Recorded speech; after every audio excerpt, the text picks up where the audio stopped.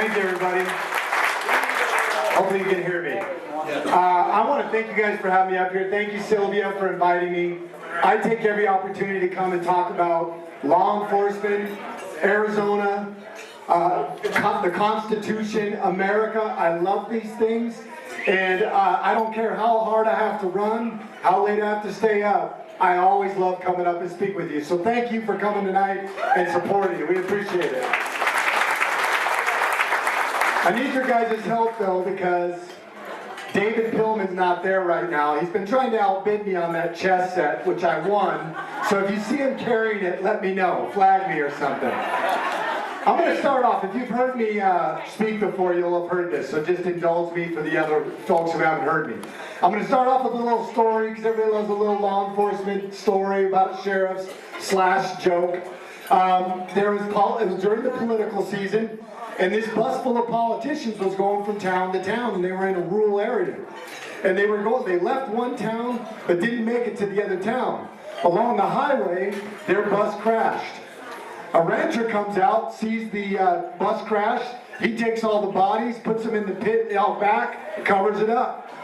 Well, the sheriff shows up the next day, and he says, "Hey, Bob, did you see this bus crash?" He's like, "Yes, sir." He's like, "Well, what happened to everybody in the bus?" He says, "Well, I threw them out in the pit." And he says, "Well, were they all dead?" And he goes, "Well, you know, some of them were saying they're alive, but they're politicians. You can't trust them." You know, I've had people recently asking me, saying, "Hey, Sheriff Lamb, have you ever thought about running for office?" I actually take that as a compliment, because I am an elected official. I do run for office, but the fact that people don't view me as a politician makes me happy, makes me feel like I'm accomplishing something and doing my job. I don't want to talk all night, because you guys got Walt Blackman. Even though it says I'm the keynote speaker, I'm sure you're here to see him. I want to talk to you about 3 things that I think are very important in this country. I want to start off first and foremost, and I was fortunate enough with my wife to go back to the White House Christmas party, which I highly doubt I'm getting invited back to. I'll be lucky if I'm not in jail by the end of this term of these guys. But I got invited to the White House Christmas party, and prior to the party, President Trump had his cabinet meet with us. There was about 6 of us sheriffs. And we talked about a lot of the issues, and this was probably like December 6th, so the country was in a lot of limbo at the time. And we went in, we talked about immigration, we talked about other things, and at the end, one of his cabinet members says, and this is something that I've been saying during the campaign trail, that I believe wholeheartedly. He says, "Your challenge in law enforcement and in this country over the next 4, 8, 12 years will be the rule of law." How many of you feel like our rule of law is deteriorating? Absolutely. We watched last year as these politicians turned a blind eye to people breaking the law, because it worked for their political ideals. It was something that they could use. We're still watching it right now, and I'm going to talk about the immigration right now, but they're still ignoring the rule of law. Here's the dangerous part, is when somebody talks about reinventing something, reinventing America, what do you have to do to reinvent something? You got to destroy it first. What has made America different from so many other countries for so long is our strong rule of law. There are other countries out there in this world that have constitutions, that are democracies, but they're not America. Do you know why? Because they don't have the strong rule of law that we have here in America. And they understand that, which is why they're trying to deteriorate that. What about this ridiculous notion of defunding the police? And please, when I ask this question, don't raise your hand if you believe it. But is there anybody who thinks that's a good idea? Don't raise your hand. They're liable to catch you out in the parking lot. This is a ridiculous notion. I don't think there's anybody in police work that will claim to be perfect. But it is also unfair to throw a blanket on the entire profession in this country because of the actions of a few.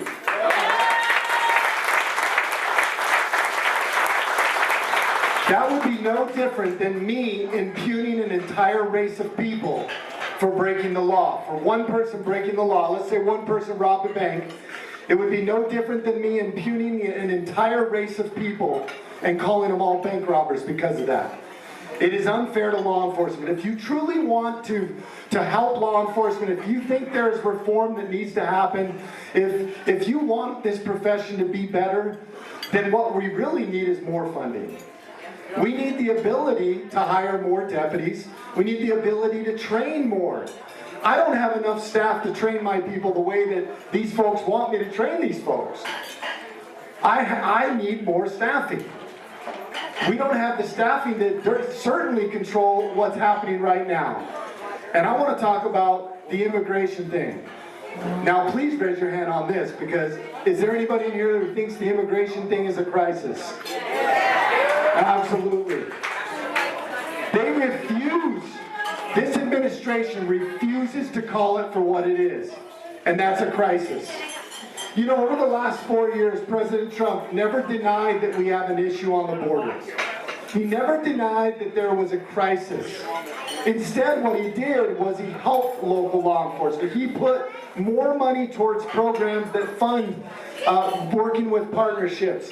We saw a reduction in the amount of people coming here illegally. We were seeing a reduction in some types of drugs. There was a huge, we were making a lot of strides. He never ignored that fact. Now we have an administration who comes in and talks about open borders. Is there, I mean, obviously we don't believe in open borders, right? But if I ask you, is there anybody in here who wants somebody to come here and make a better life for themselves? Absolutely. I want people to come here. I just want them to come here legally.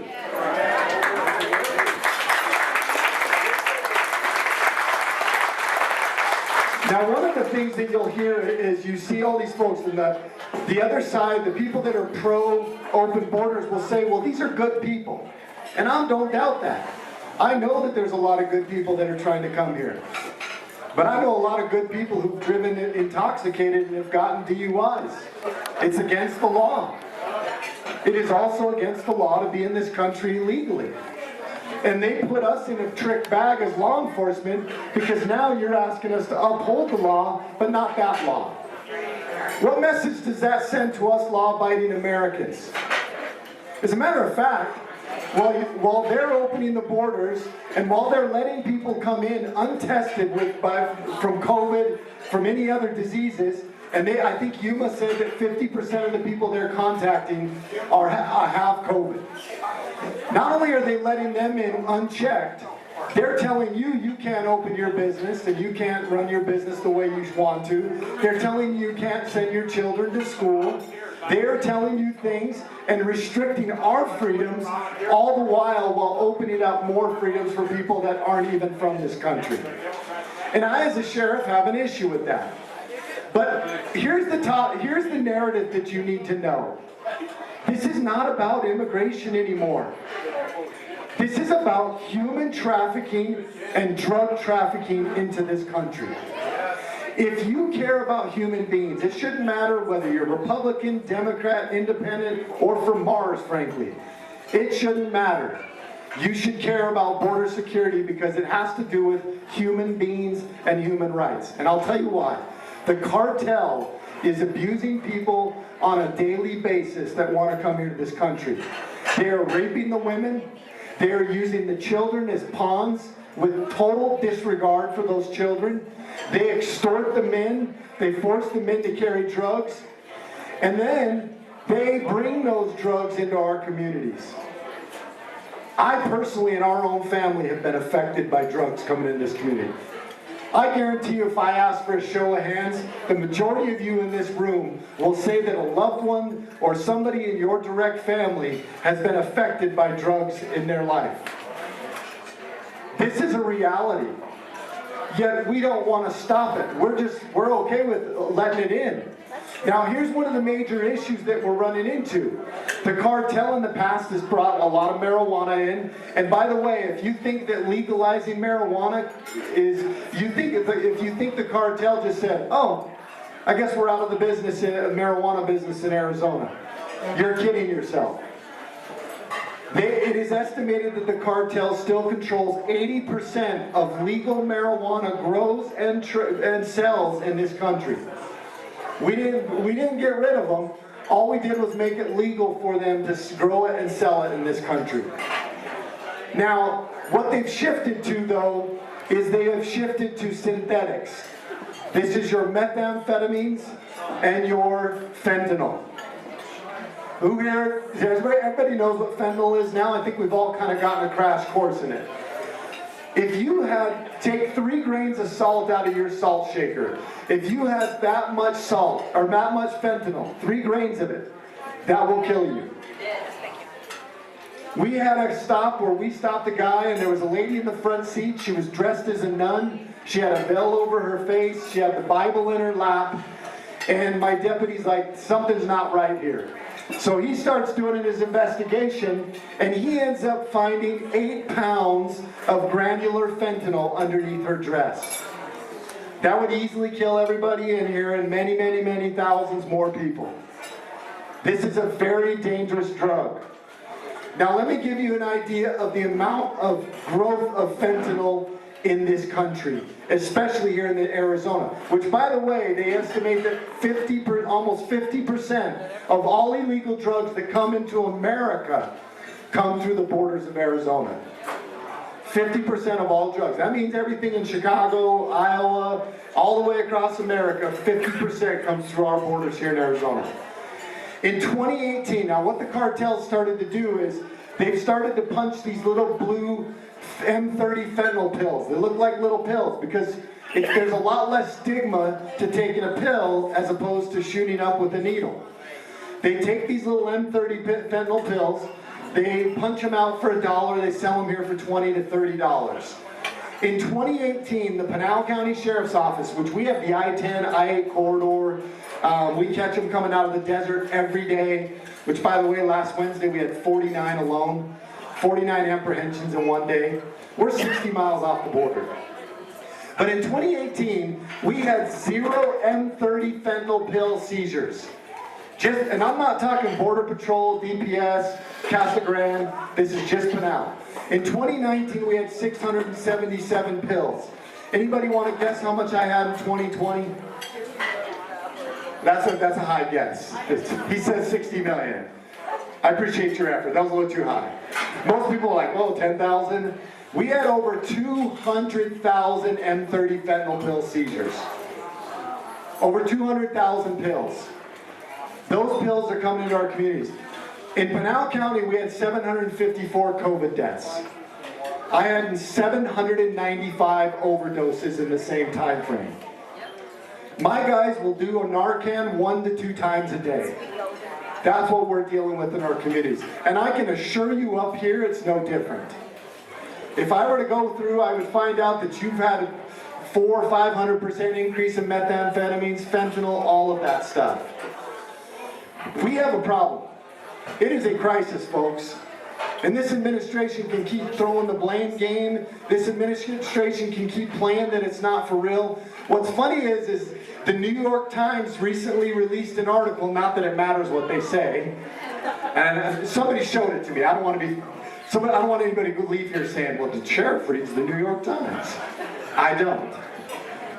But there was an article that said that Joe Biden is now quietly pressing Mexico to do more on their side. I was just on Fox Business the other day and I was like, that sounds an awful lot like what President Trump used to say. I think they're finally realizing that President Trump knew what he was doing and talking about. Yeah, he's a plagiarizer anyway, we already know that.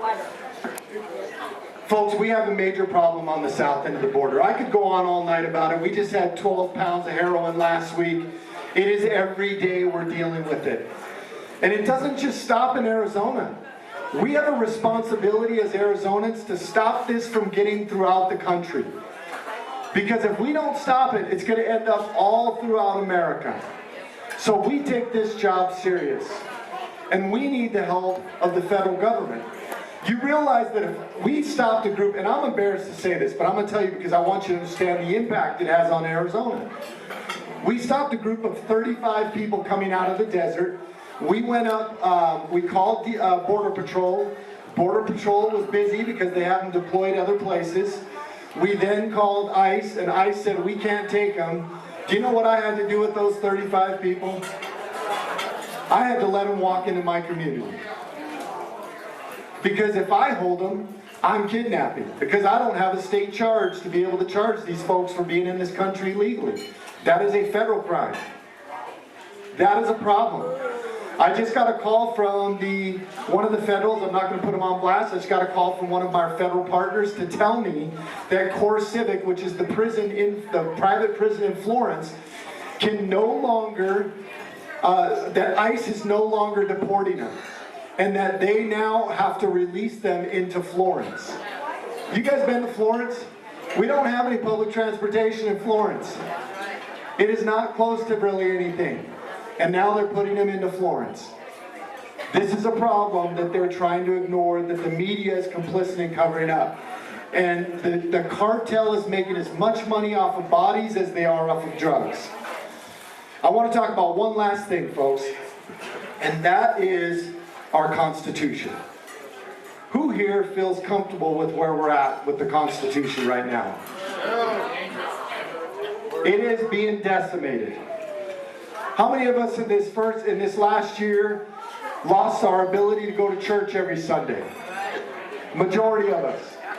Thank goodness for those pastors and churches that kept their doors open through this whole thing. God bless them.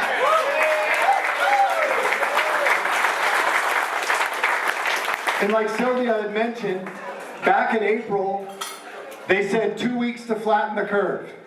And then they did another 2 weeks. And then the governor came out and said, we're going to extend it again. And I was like, no more moving the goalposts.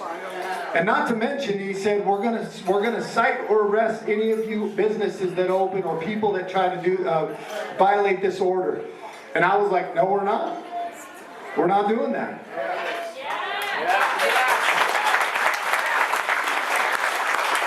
And I know. And furthermore, we actually fought against them on the mask mandate. I don't care if you wear a mask. I don't care what you wear. What I care about is that the government not tell you what to do. People will always say to me, Sheriff, how do you talk like that? Because you're the government. I said, no, I'm not. I am not the government. I am your county sheriff. My job is to protect you from the bad guys and to protect you from government overreach.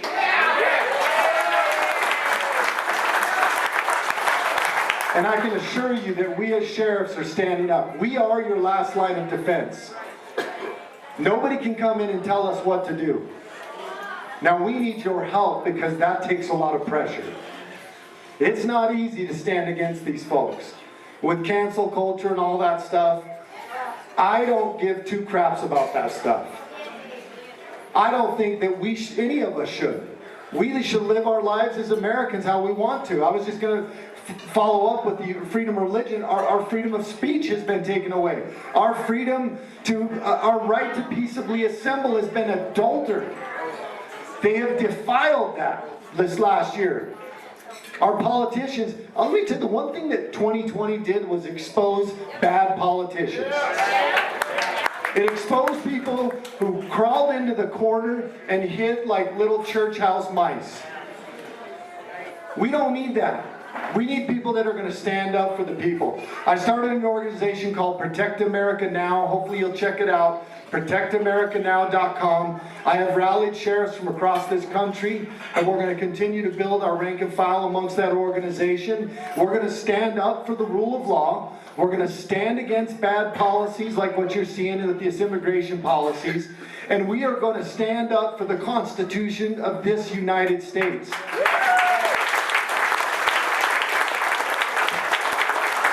I'm going to leave you with this.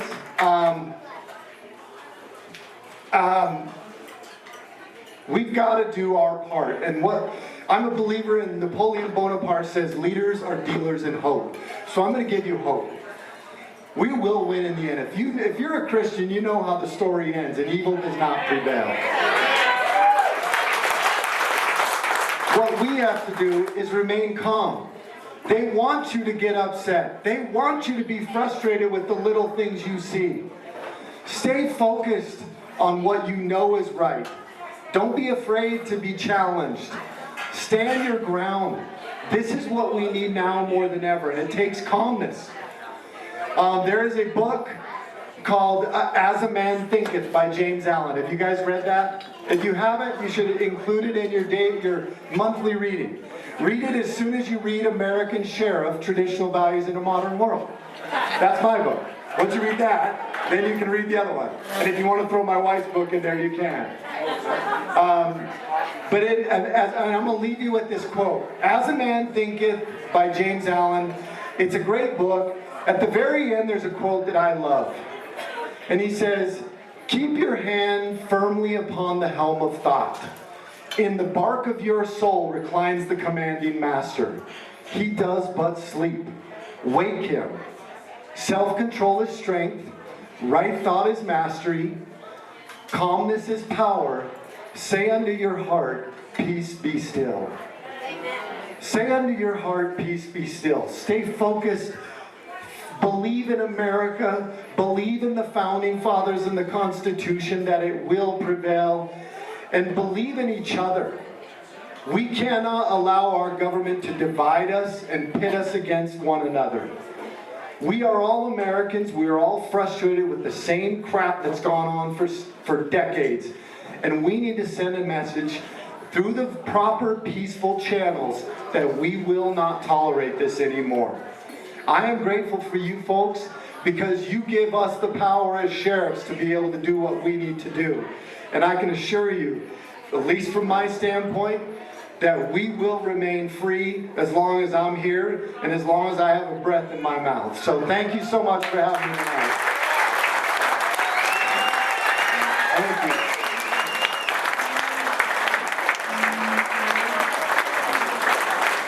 Thank you very much. Yes. I'm going to ask the first question. In 2010, we passed. In 2010, we passed the 1070, which what 1070 was just taking federal immigration law and inserted into Arizona statute, so that we had a right under Arizona law to protect Arizona. Now, of course, the other side took that to court, and there were a lot of things struck down, but there's still 80% of that law. And I still believe that you have a right under 1070 to apprehend those people that are here illegally, and then I think you can still deport them. But tell me what you know about 1070 and what's left. Yeah, and that's great. I mean, 1070, it would be nice if we still had the whole of it. We are working hard to try to find the workarounds that we can be able to do our job. But I'll be the first to tell you, it is not fair that you, the taxpayer, have to foot the bill for... I caught 50 illegals on one day. How big do you think my jail is? I mean, at that rate, we're 20, I'm not kidding you, we're 20 apprehensions, 17, 30, every day that we go out. I don't have the capacity in my jail, nor do I believe that it is your responsibility as taxpayers to cover that. So, I don't, as much as I would like to say that we could put them in jail, we still have to have the federal prosecutors prosecute them. There's still a lot of problems, but I can assure you that we are trying to find whatever workaround we can to ensure that we can protect our borders for the people of America. And here's the thing, if they don't like the immigration, then they need to get off their butts and start passing legitimate laws to change it. It is lazy what the president is doing. He is not going through proper channels of Congress and Senate, allowing these bills to be heard in committees. Instead, he is passing executive orders which are reckless and damaging to America because he gave us no time to be able to respond and prepare for these issues. It is unconstitutional. Attorney General Mark Brnovich filed a lawsuit, which I'm one of the declarants on it. I jumped in on it. We're trying to hold the federal government responsible and get them to do their dang job. Yes.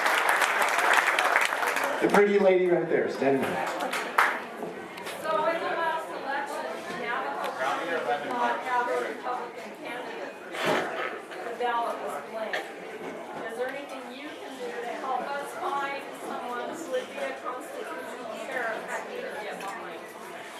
she was asking about the sheriff here in Navajo County. I got to tell you, I'm good friends with your sheriff. I like your sheriff, and I believe that your sheriff has the best interest for the people of Navajo County in mind. I will never stand against a sitting sheriff, and I know a lot of sheriffs won't. We will support sheriffs who are people who are candidates through our Protect America Now support constitutional candidates. But I will tell you, I'm just not trying to disappoint you. There are going to be most of us sheriffs do not want to go against a sitting sheriff. It's bad business. And we let you, the people, decide in your county who you want. And I think that's important that I not interject on that. I think it's unfair to you, the people. You should get the ability to voice your opinion. So, yes and no is the answer. That was good, right? That does. See, that did sound like a politician. You know what it sounded like? It was a common sense man. If our federal government goes after our Second Amendment rights, what are you going to do as chief law enforcement officer in Pinal County? He asked if they come after our Second Amendment rights, which they have been, what am I going to do as a chief law enforcement officer in Pinal County? I'm not waiting for them to do that. I've already started a citizens posse last year, and I want to empower the citizens of my county with knowledge to integrate them into the sheriff's office. And if I need to, I'll make every law-abiding citizen a posse member so that we can maintain our Second Amendment rights.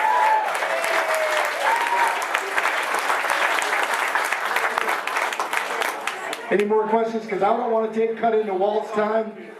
Walt's got a great message, I'm sure. Thank you. Thank you, guys. I appreciate it.